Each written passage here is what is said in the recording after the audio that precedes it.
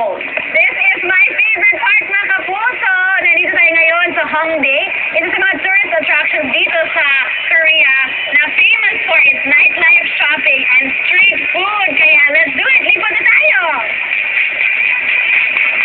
Aba, ang lugar na ito talagang buhay na buhay sa gabi. Here's to a fun nightlife. Definitely, it's a perfect place para sa mga fashionista.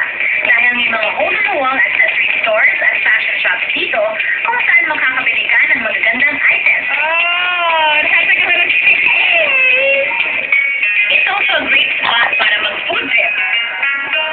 Kaya naman hindi ko pinalampas na bumili ng popular Korean food na kimchi. Ang kimchi ay traditional fermented Korean side dish na gawa sa gulay na merong iba't ibang seasoning. Ayan, 5,000 won. Nakabili na tayo ng 3 klaseng kimchi.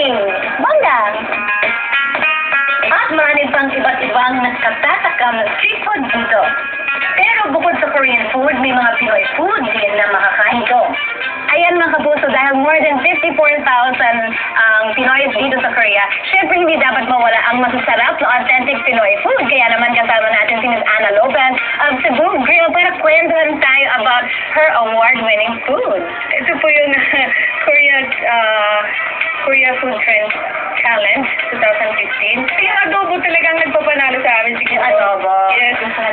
Kasi I tried this adobo mixed with atsara. Kasi sabi ko, itatry ko kaya ito. Baka magugustuhan nila. Nung sinikman nila at least, at talagang inubos nila yung adobo. Wow! Talaga namang kahit saang panig ng mundo, angat ang sarap ng mga